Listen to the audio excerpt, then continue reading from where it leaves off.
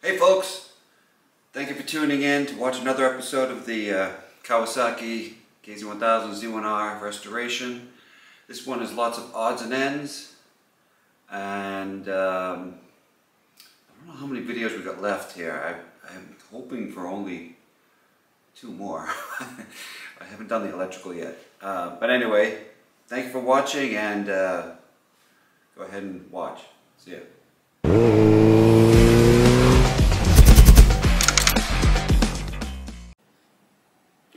Alright, well, the last thing to button up the engine,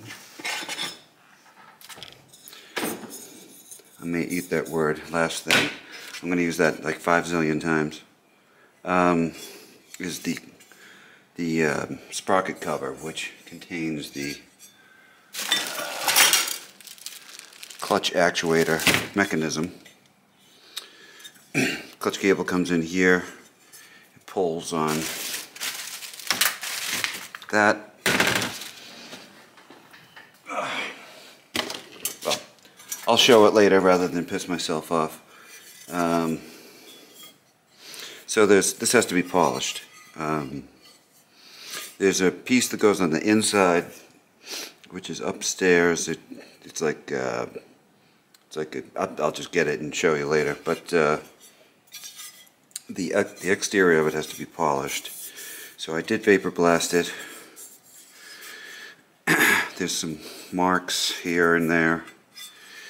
I'm not going to worry about back here, you can't see that. But I will try to take out these marks, and then I'll do the kind of polishing routine that I've been going through. So I'm trying to figure out how I'm going to mount these coils. And that's just not going to work. That's not going to work because they're going to run into the frame. That doesn't work because they don't line up. So the same coils I have on this one, and what they did was they made a little bracket that goes across between the 2 mounting points, and then they stuck them in backwards like that, and the wires come off from the bottom. So I think that is what I will do. I'll have to make a bracket that goes from here to here, kind of goes up, and then allows these to fit like that. Okay, so kind of moving forward with what do I have to do now to get it to run. So one thing I have to do is to get the electronic ignition kind of like in time.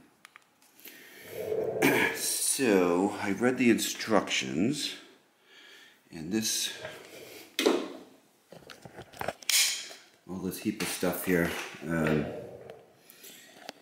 you know, I could wait till later on this, but I felt like doing this. So I have to make a bracket to mount the coils, but before I do that, I have to kind of like read the instructions on how to statically time this. I know how to do it on a points type, but for this I don't really know how to do it. And basically you need to set, the points plate turns back and forth like this, right? And that changes this in relation to the magnet that is on here.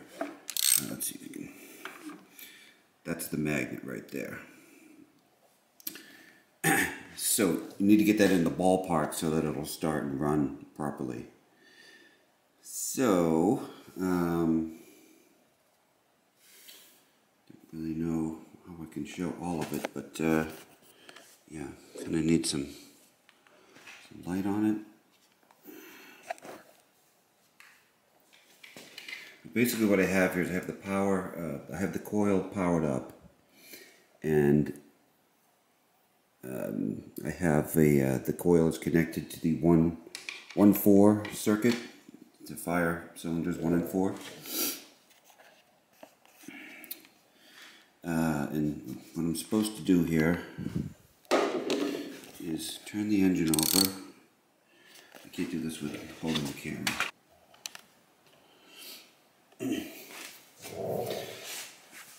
So I have a multimeter here, and when this turns, when this reads 12 volts, that's the place I want to stop.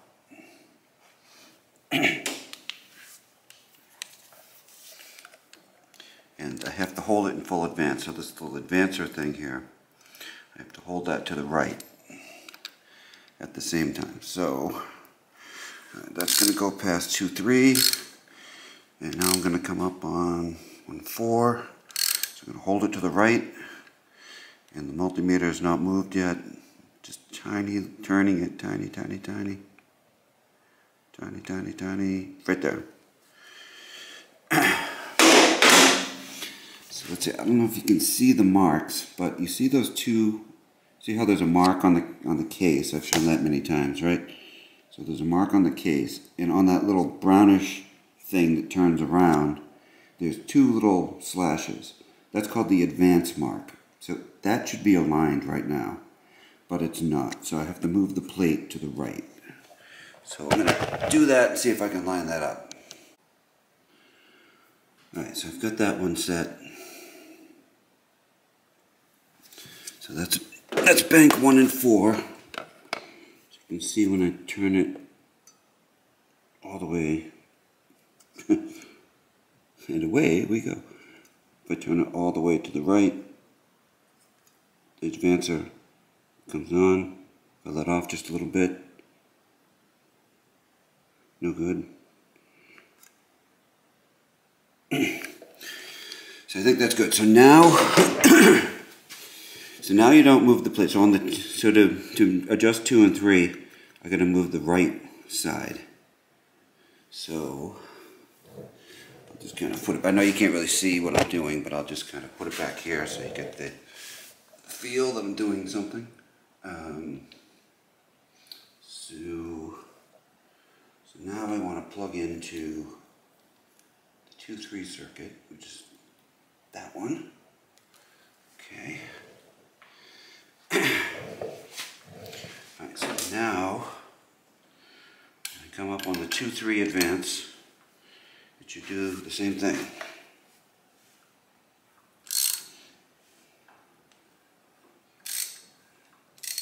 Alright, so it's very close. Perfect. Yeah. Kind of perfect. So to adjust it, there's these little Allen head bolts on holding these brackets down, and it's coming in too fast, it's coming in too early. So I'll just move this one back.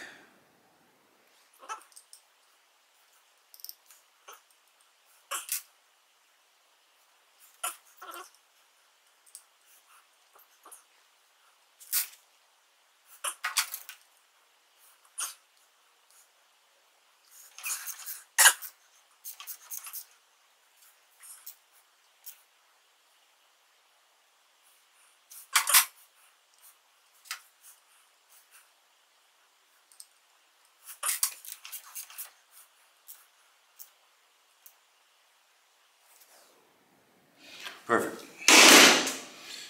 Okay, so lock these down.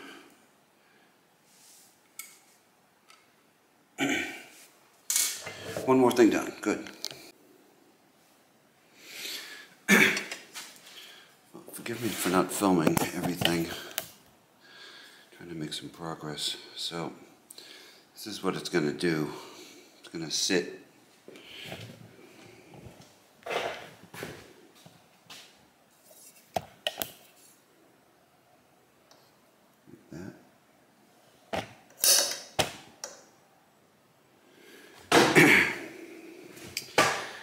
and I'm not a very good metal fabricator.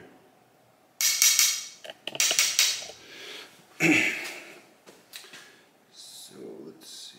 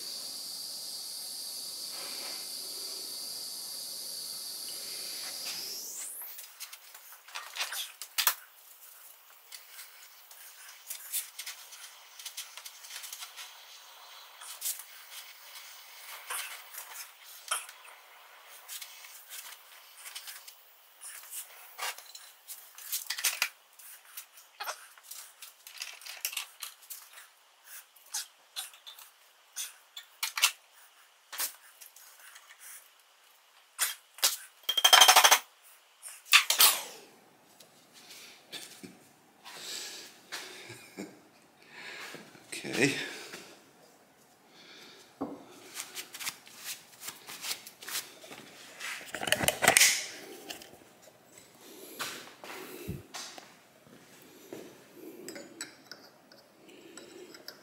Okay.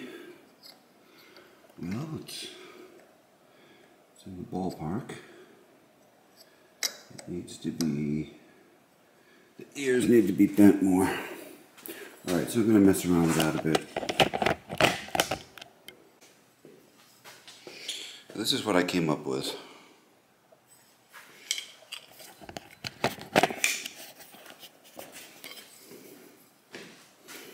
I'm going to go there. This one will go here. Like that. And then the coils go in between.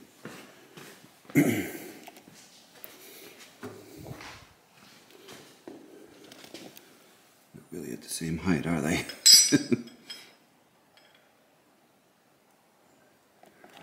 Okay.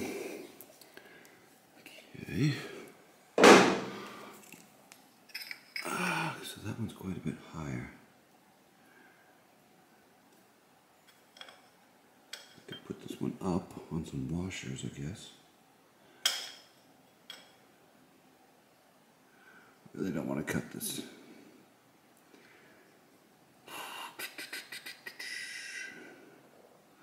Well, I'm going to have to do something.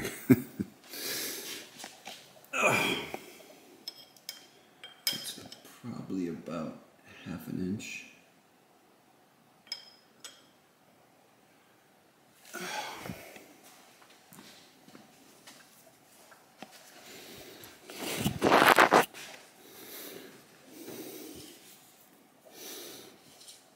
In case I drop something, which I will. All the stuff is hidden by the tank anyway, but still you'd like it to look nice. So let's see, I could put that one there. I could put that one up on some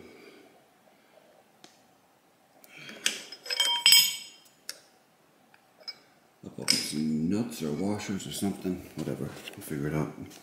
Okay, so I got them closer. I took the front one and I mounted it under. See, so it's sitting under the this bracket, and this one's sitting over it. So this one's a little lower in relation, but they're still not fantastic. So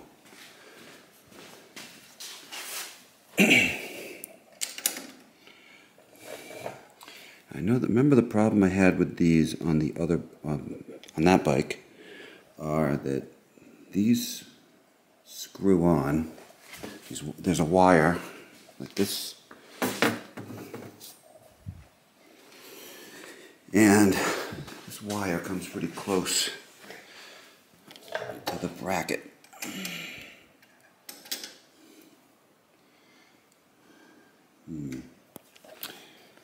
Yeah, okay. So there's the problem, which I could have foreseen. Maybe it'd be better to face it like this.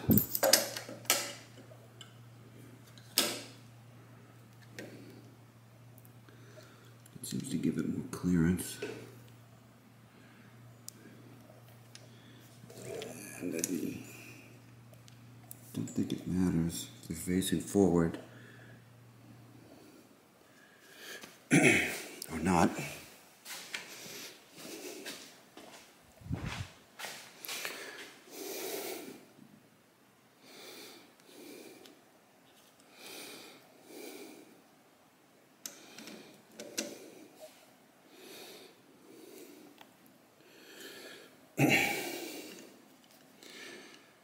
So I think that actually looks pretty good.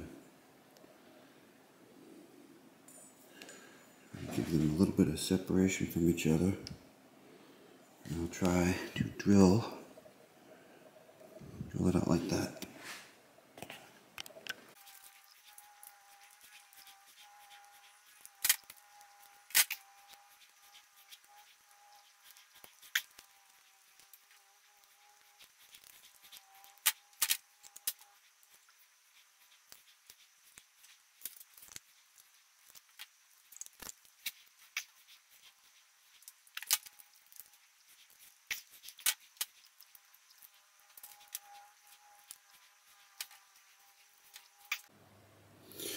Okay, well, there they are.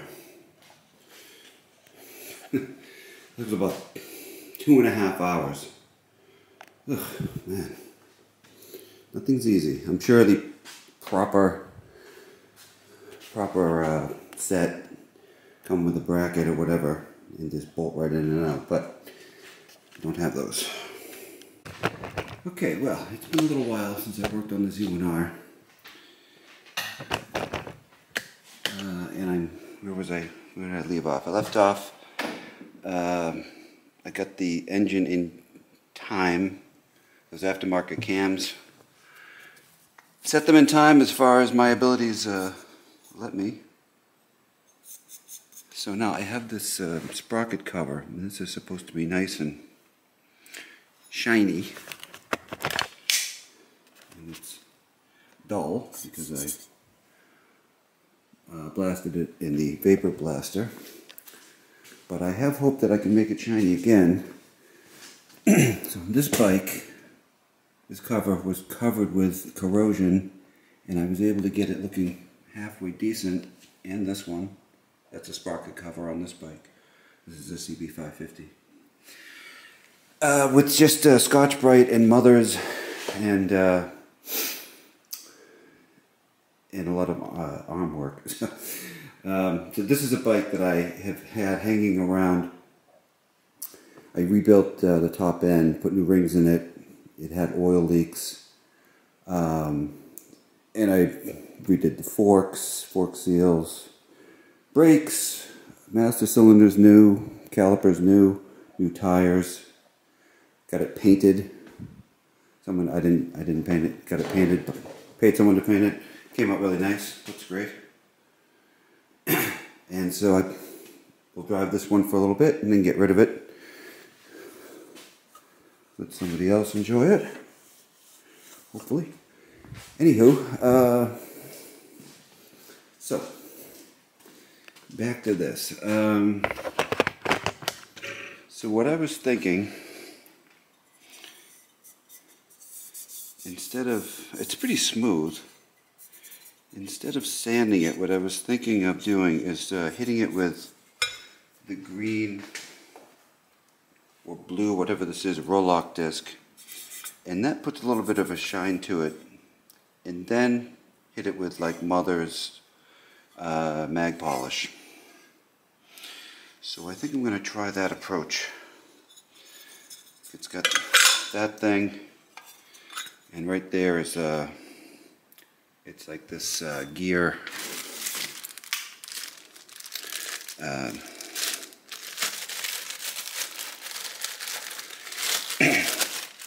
You adjust the clutch push rod goes there, and you adjust the play on it.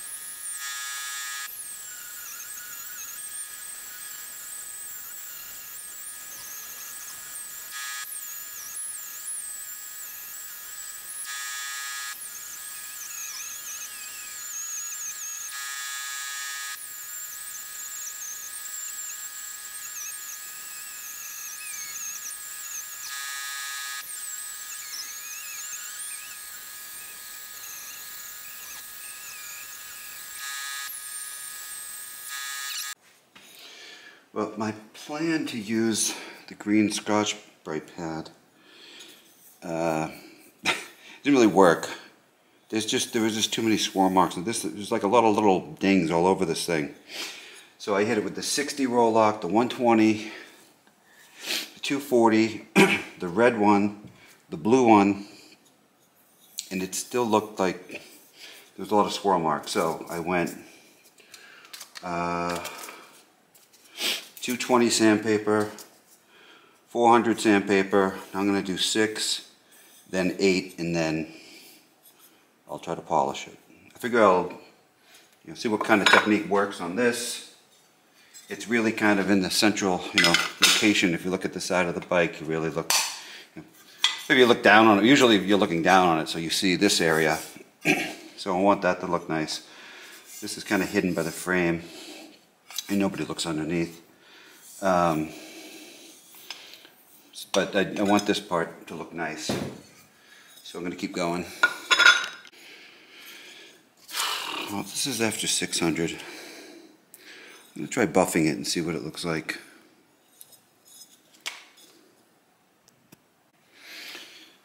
Alright, so this is after the black and red polish. I can see scratches under there, but it has that kind of mirror kind of appearance.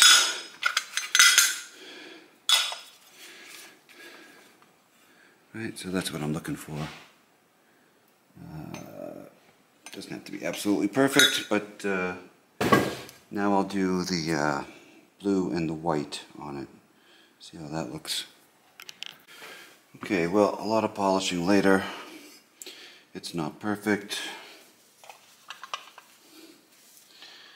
But it's reasonably shiny. The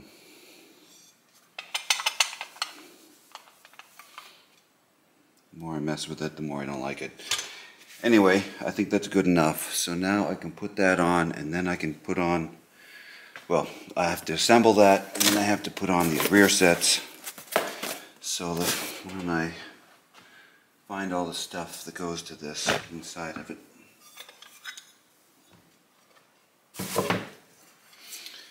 So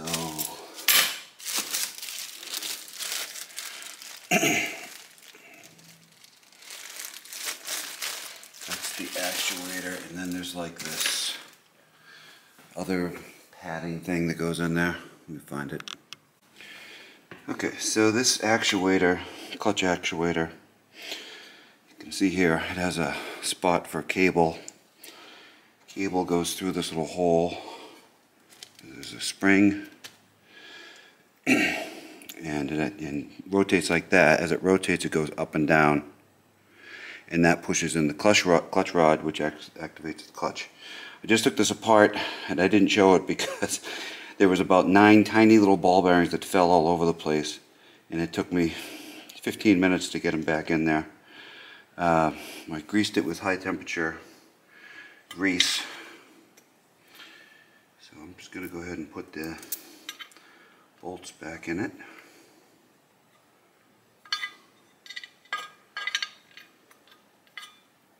I think these are the bolts.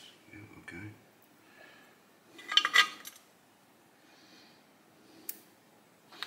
And that's some Loctite. I probably should Loctite this.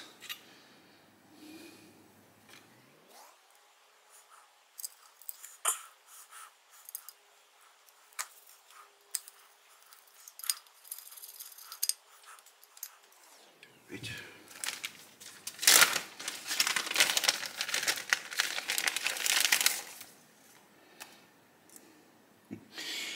Here are the dowels that I took out of it. They're totally warped and beat on, so I'll have to go find those. Alright, so this is like a sound deadening thing. It's pretty beat up, but it goes like, the chain zips around in here.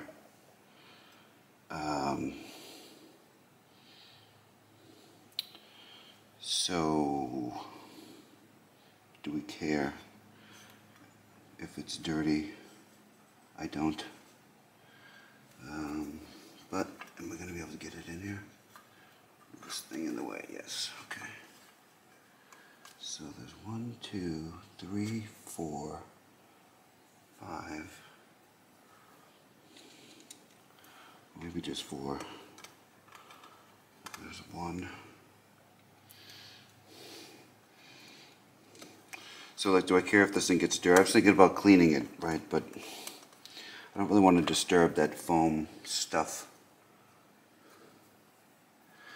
because it's just going to fall apart more.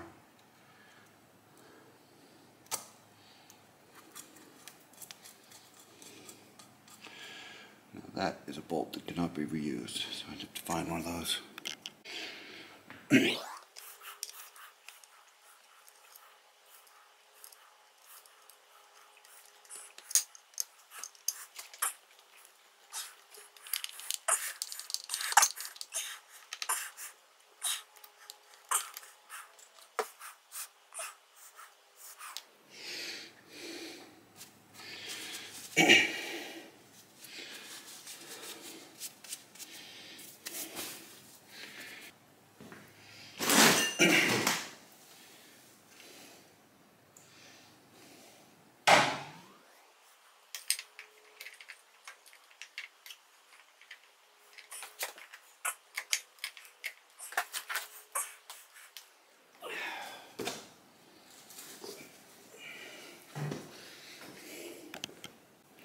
Because of course I forgot that you have to put the clutch cable on before you put that cover. There's no way to get it on there. Otherwise,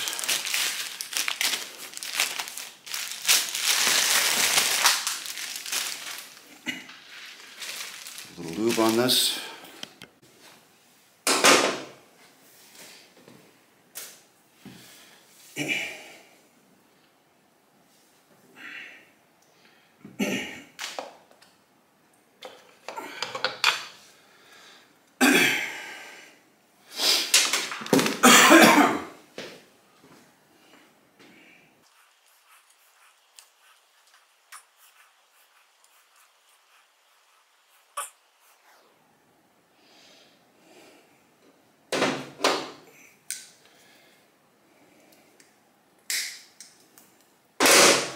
Cotter pin that holds the cable in place, keeps it from coming out.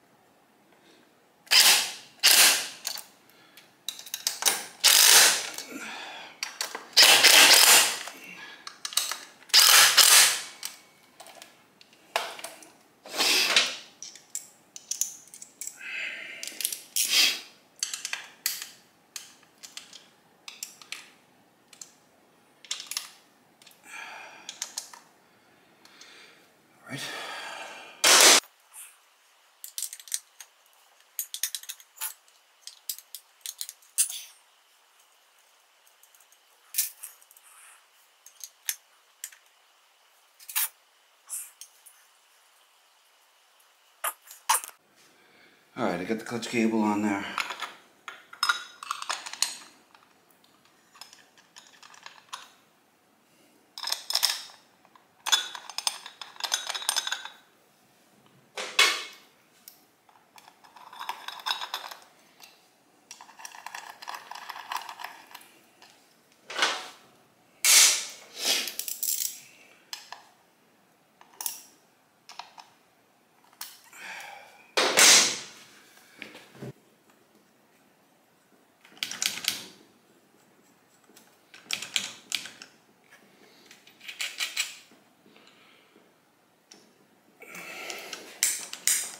Okay, I have a clutch.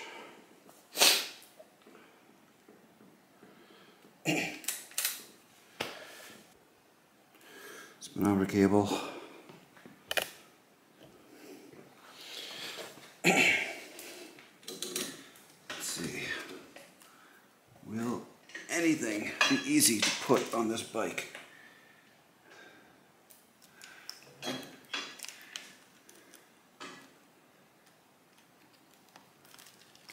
Okay. Actually, I gotta do the bottom first.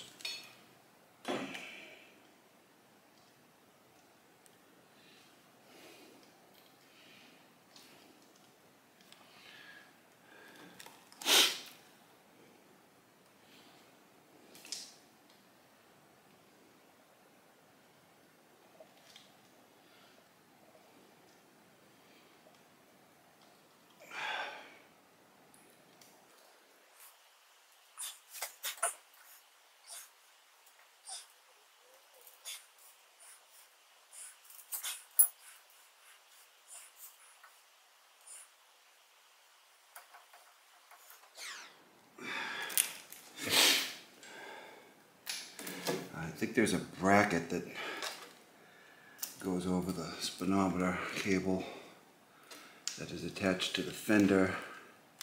I believe I have the correct bracket.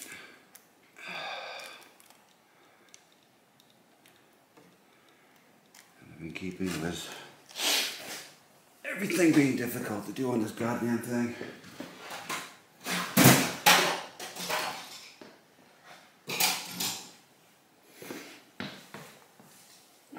Got the bottom on, can't get the top in because the gear's not aligned.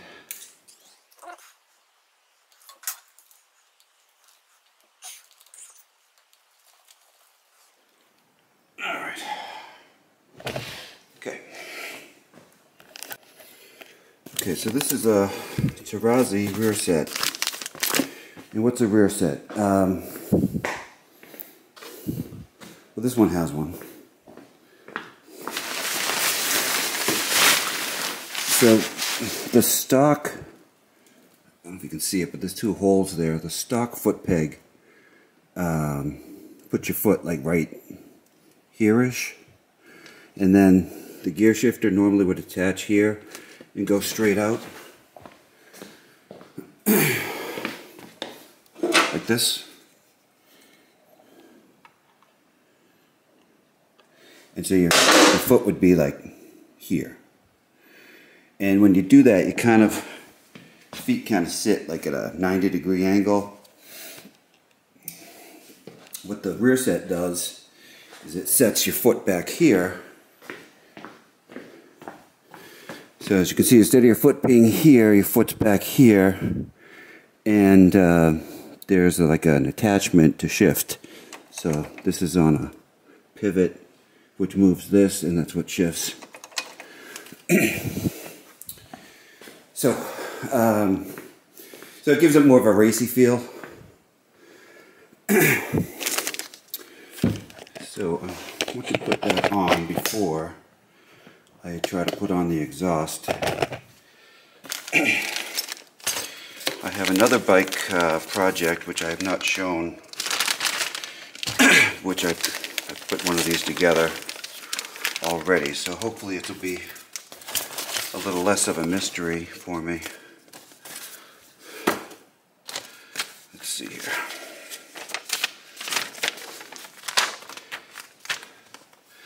Kawasaki 1000 Z1R.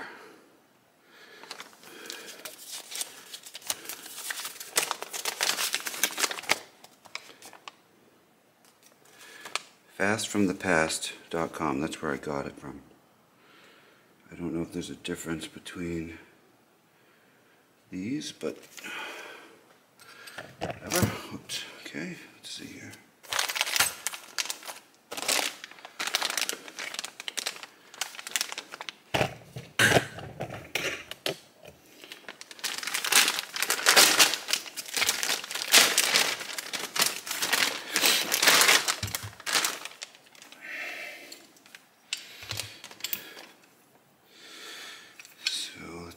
That is going to be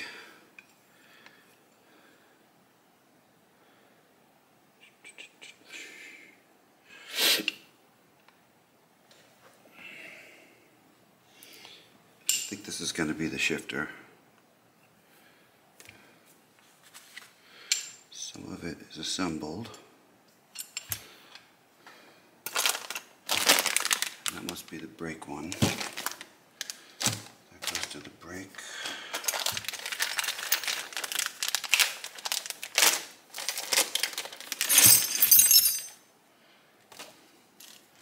That's for the brake. That's for the brake. This is for the shifter. I wish they gave two instructions, but it's the same exact picture. I wish they had one on one and the other on the other. Okay, so they're showing this from the left-hand perspective. That's why it looks funny. That's why, okay. So this is going to get mounted on the shifter, the actual shifter itself.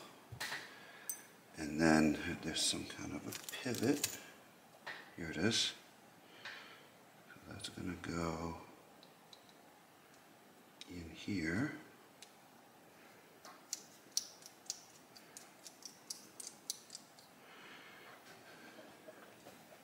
Okay, right, and then I'll have a shaft like this. There we go.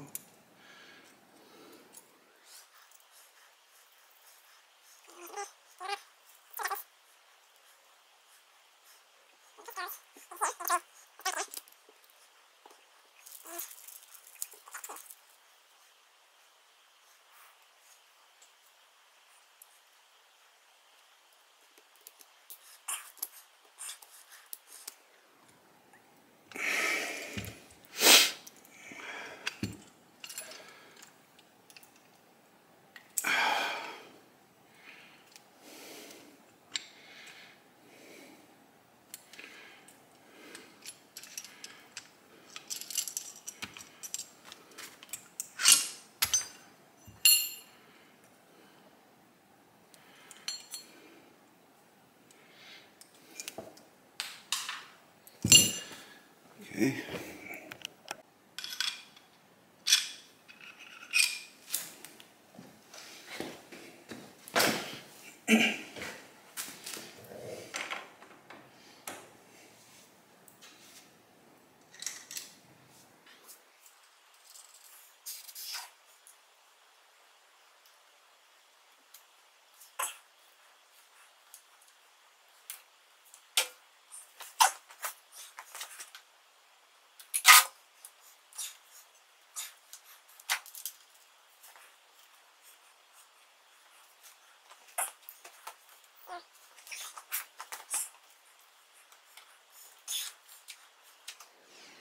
That doesn't look right.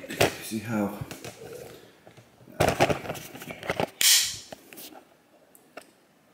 far down the shifter is? I'd never get my foot under that. Yeah, so I remember on the other one, if you bring this up too much, then this runs out of angle. So I think what I have to do is take this off of this pivot thing and reset it up one. Pretty sure that's what I need to do. Because I think if I adjust this out, I think this will run out of play. So let me play with that. Okay, I think I got it decent. First, neutral. And remember, I Can't shift in a second because of those little ball bearing things. I think it's working. Is it binding?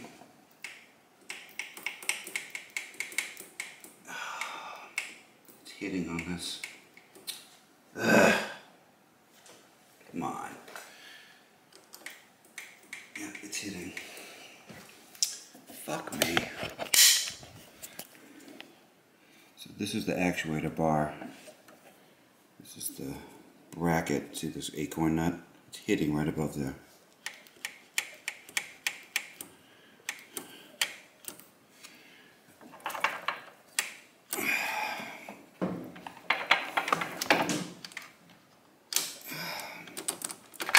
I mean, it works, but I can feel it pushing on it. Okay, so we don't have it. Well, I just did it again. And this looks kind of low, but I was looking at the other one. Which I can show the other one. I mean, that's kind of a pretty steep angle also. And that one I adjusted as I started riding it. So I'm sure I'll have to play with things, but for now it's good.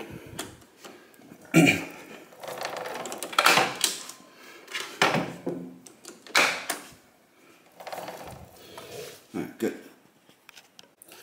Alright, well, I've got the rear sets on. Shifter is there. It functions. The rear brake is on. This one was a bit of a struggle, and I'm sorry if I didn't show it, but I got pretty frustrated. There's this little arm here that actuates the plunger, and there's another little arm, as you can see, pulls the brake light switch down, and then this is the pedal, and it pushes on this chrome thing here, which has those little arms on it. So it's kind of a tight fit. I had to mangle this arm to get it to fit. It was too far over this way, this here. I had to bend it to put it over here. This one was not far enough over. I had to bend it, and as soon as you bend it, of course, the chrome flakes off it. And for $360 or whatever I paid, something like that, you know, they should be correct. You shouldn't have to ruin them, or not ruin them, but, you know, mess up the chrome on them. Anywho, that's done. So there's like lots of little stuff to do, and I'm really dragging my feet on the project now because I think, you know, people say it's that last 10%. You get 90% of the project done, and that last 10% goes on and on and on. To make it run, exhaust, carbs, the hand controls, the throttle cables, clutches on there, clutch cables working. And then, of course, the wiring has to be done. I also need to make spark plug wires. I'm kind of on the fence as to whether I should use these gray or black, rather, Dynatech wires that I got with this kit, or should I make yellow ones out of the Excel Chevy wires that I have here that I put on this bike. And I kind of like the way they look on this bike, but I'm not sure if they will look fantastic on this bike. I did go and spend the money to get these nice boots. NGK. I don't know what I paid for these. I'm sure they cost some money. You know, goes like that. Maybe I should use these ones. Well, I'll see. I don't have to make that decision right this second. I think what I'll do next is I'll put the header on. So I did buy a brand new Kirker, $1,100. And boy, is it shiny. I have no doubt that the front header is going to fit okay. The thing that worries me is the megaphone. There's a guy in Florida, I don't remember his YouTube channel name, but he does a bunch of different bikes, and he even worked on a customer's bike, Z1R, and was putting the same megaphone on, and he had all kinds of troubles getting it to align. I think you hang it off of here. And I think I left this loose because I know that you hang it off of there. So anyway, I'm not looking forward to that not fitting, but I guess I should just go ahead and get the pain over with. So try to put the exhaust on, and then the hand controls with the cables for the throttles of the carbs, and then the carbs are not the stock carbs, they're aftermarket Mikuni RS34s. Just a summary for how much this kind of stuff costs. The $1,100 for the Kirker. The carbs are tuned. I'll get into those later, but anyway, that whole thing cost me like $1,150, something like that. A lot of money. So yeah, instead of me yapping on it, I go ahead and put the exhaust on.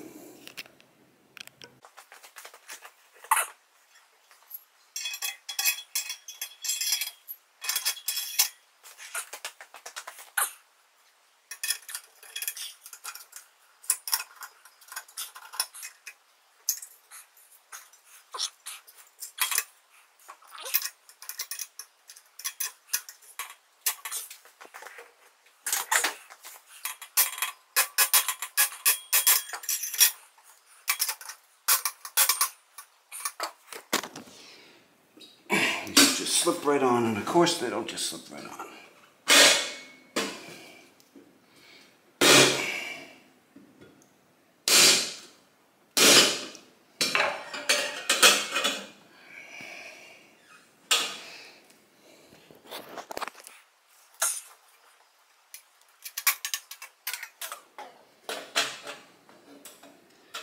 Alright, so I did to get the copper gaskets.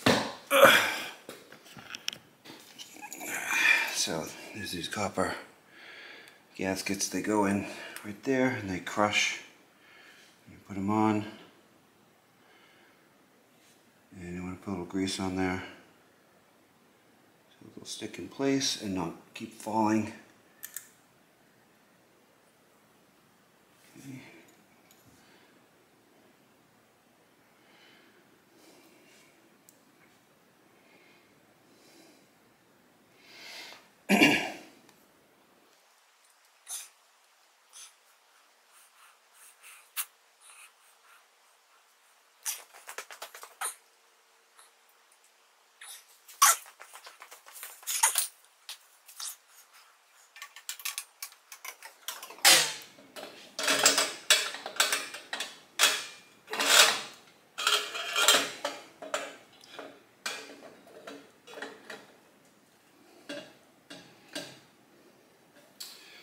And I kind of need something to jam under this.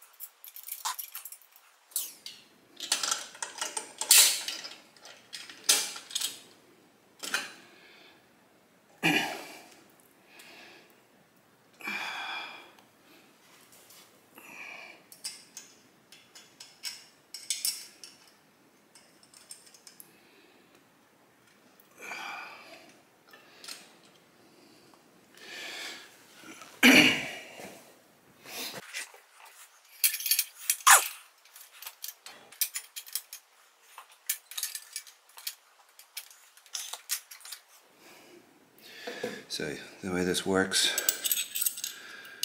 these wrap around the end. There's a flange on the end of the header. This part pushes on the flange, and then this chrome thing pushes on this, and then you put two nuts on either side. That's what you puts pressure. The chrome thing pushes on these and pushes it in and crushes the copper washer.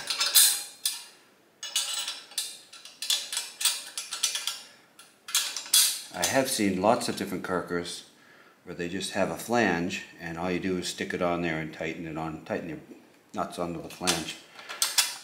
Don't know why these have to be so complicated, but this is more like what the stock would have looked like. Okay. Enough threads here to put on nut.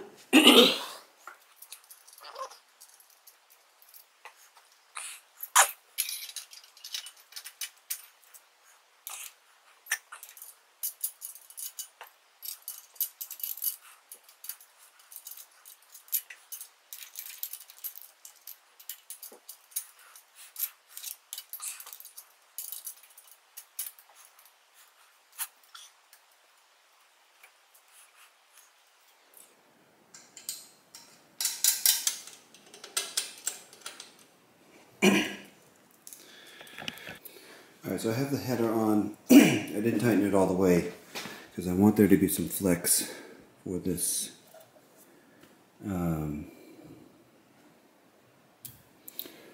megaphone.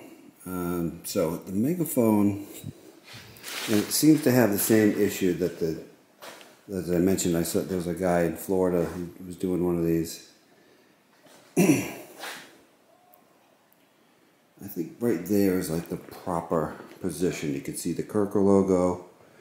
It's kind of like an R, but it comes out and it's like flexing.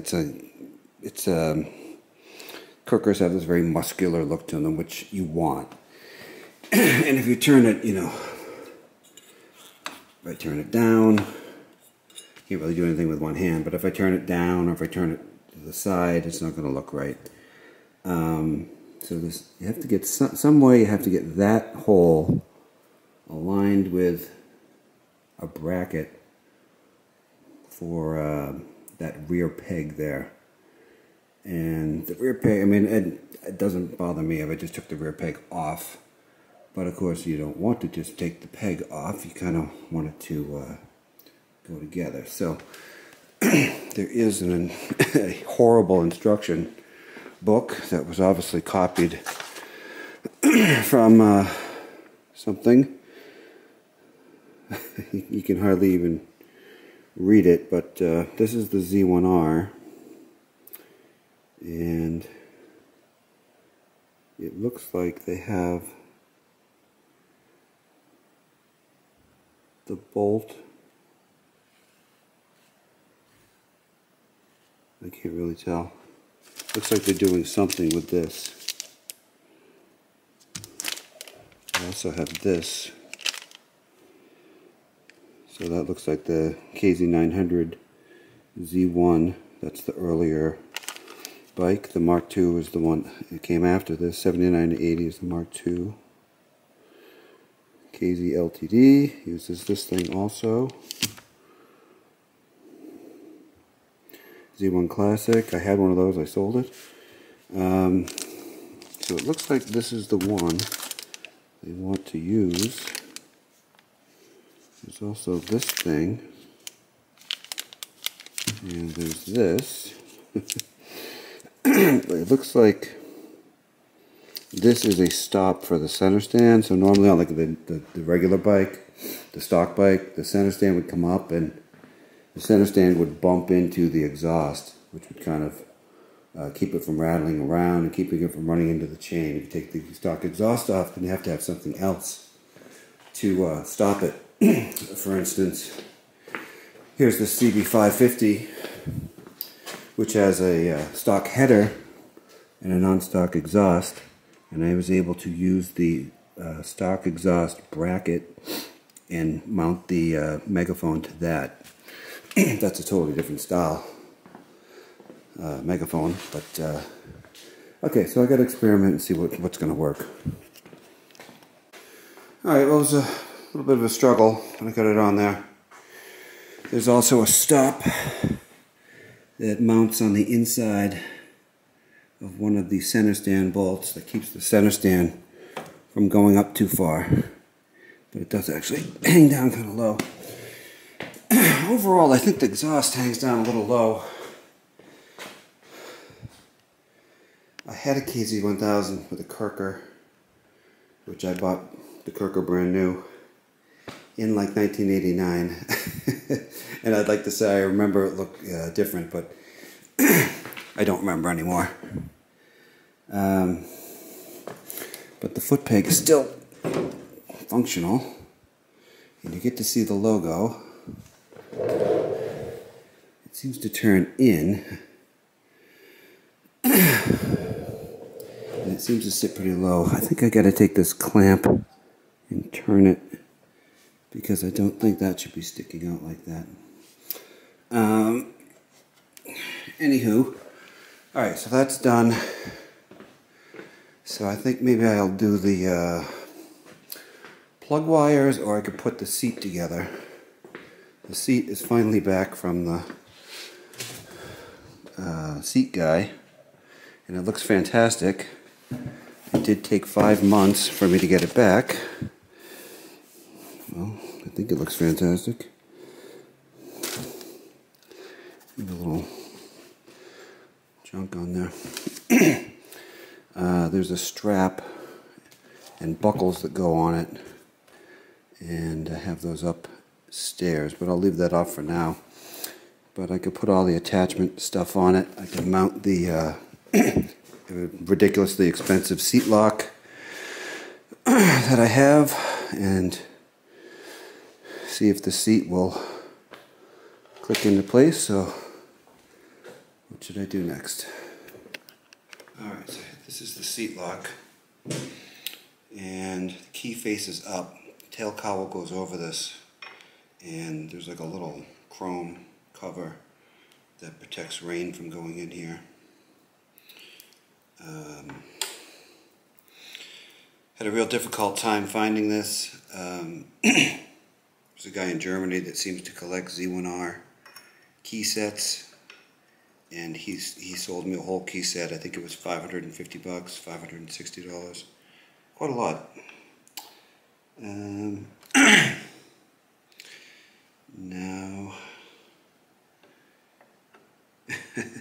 okay, so it looks like this flange is bent. So, what can I do about that? I think.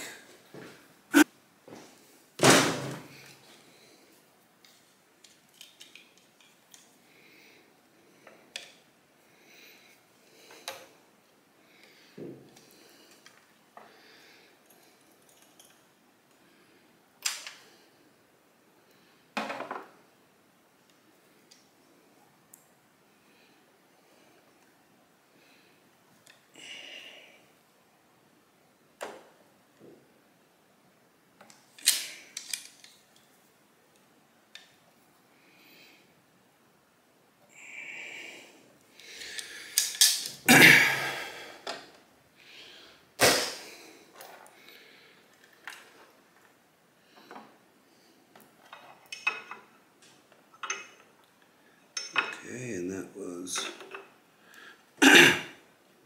too much, I think.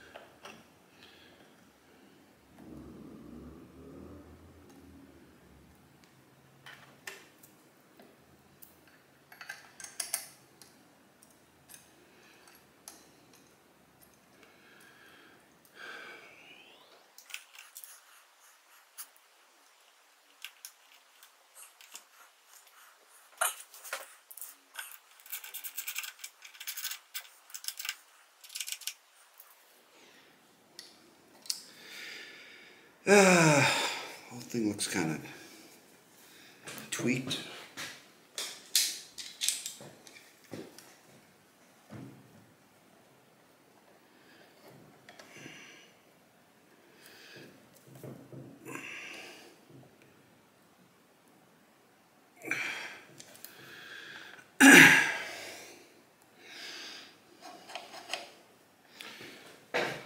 Try that.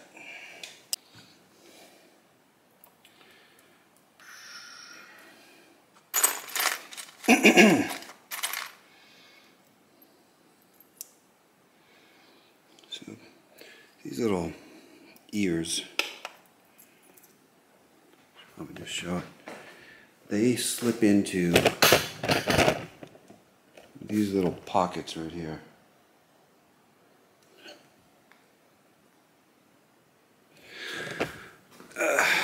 It didn't have a seat on it when I got it, so I'm flying a little bit blind, but I've looked at the parts, breakout a bunch. It's short, I think.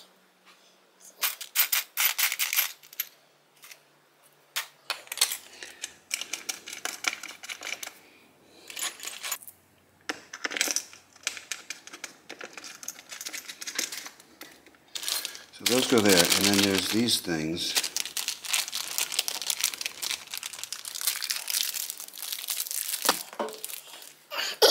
That goes there. I would think there would be more of these things.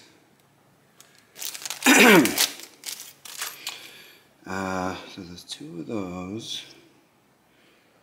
I don't know if that, I don't think that goes to anything. Maybe there's supposed to be something there. Looks like there's supposed to be something here. Oh, I think that yeah, I think this bike had like the Kickstarter under the seat, and this is like a place to put it. And these are probably latches for it. So of course I don't have that, and I don't care about having that. There's another one of these rubber things here. So I have to do a little more investigation. Alright, got it on there.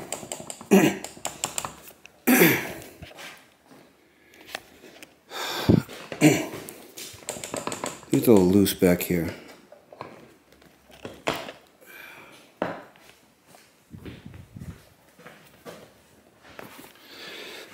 So I put these rubber things on. They stand off on the frame here, and then the other one in the back stands off right there. So it's only these 3 points as far as I can tell. The way you adjust the rattle there, the amount of play is with this. So I'll have to play with that a little bit.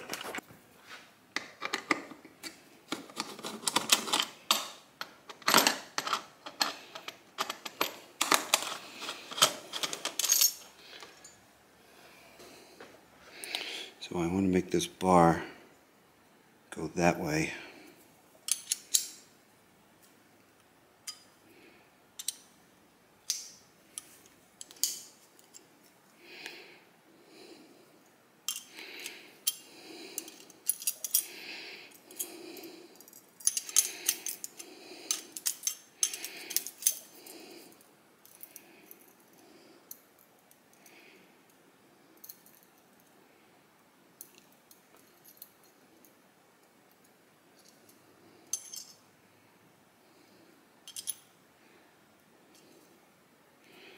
Try that.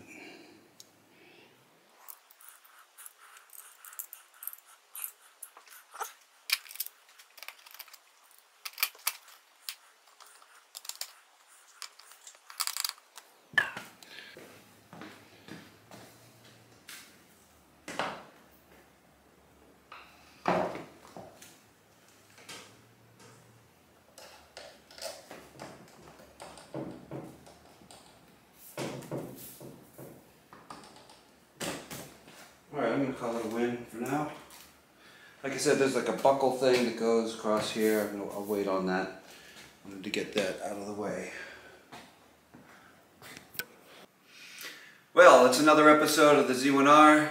Tedious, kind of boring, but that is kind of what restoration of these things is. It is tedious and boring. However, this one's been going on for about, what, 10 months now at least.